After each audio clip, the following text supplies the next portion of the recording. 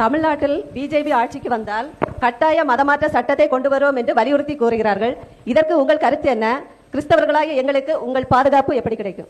முன்னாடி இருக்கிற இந்த என் மக்களுக்கு மட்டும் இல்ல, புல்லு பூண்டு நாய் நரி ஆடு மாடு கோழி மரம் மலை கடல் எல்லாத்துக்குமான அரசியலை நம்ம எடுத்து வைக்கும் போது பேரரணாக நின்று பாதுகாப்போம். பிஜேபி ஆட்சிக்கு வந்தால் அப்படிங்கிறீங்க, அதை வரவிடுறதுக்காக நான் இவ்வளவு காலம் கத்திக்கிட்டு இருக்கேன். இந்த முழங்கால வலி இருக்கு, நிக்க முடியல, ஆனாலும் இன்னும் கத்திக்க 15 வருஷமா பேசாதேங்கிறான் மருத்துவர். என்னை எப்படி பேச சொல்றாங்க தெரியுமா? வணக்கம், வாங்க, நல்லா இருக்கீங்களா, சாப்பிட்டீங்களா, இந்த அளவு தான் பேசணும். நீ பேசுறதெல்லாம் பார்த்தீங்கன்னா இது கஷ்டம் அப்படிங்கிறாங்க. ஏன்னா உங்களுக்கு துடிக்கிற மாதிரி இதை எனக்கு துடிக்காது. எனக்கு 45 விழுக்காடு தான் துடிக்குது. நான் சொன்னேன், நான் இதய துடிப்பில் வாழல, லட்சிய துடிப்பில் வாழ்றேன். அதனால என்னை நீங்க மருத்துவத்திலிருந்து விலக்கி வச்சிருங்க அப்படின்ட்டு இவ்வளவு கத்திக்கிட்டு இருக்கேன். நான் தேர்தல் வரும்போது 2 மாசம் பேசிட்டு போனா அந்த தொண்டையில 2 பக்கமும் ரத்தம் கசியும், உள்ளுக்குள்ள ரத்தம் கசிஞ்சு ஓடுறது எனக்கே தெரியும். அவ்வளவு தூரம் பேசுறது பிஜேபி ஆட்சிக்கு வர விடுறதுக்கா?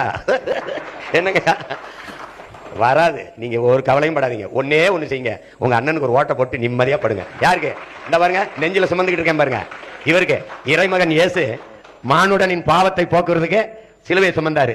உங்க பிள்ளை, உங்க உடன் பிறந்தவன் இந்த மானுட குலத்தின் பசியை போக்குறதுக்கு இந்த கலப்பையை சுமந்துக்கு நிக்கிற பாருங்க. மறக்காம இதுக்கு ஒரு ஓட்டை போட்டு நிம்மதியா தூங்க. நாட்டு அண்ணன் பாத்துக்கிறேன். கவலையே விடுங்க, கவலையை விடுங்க.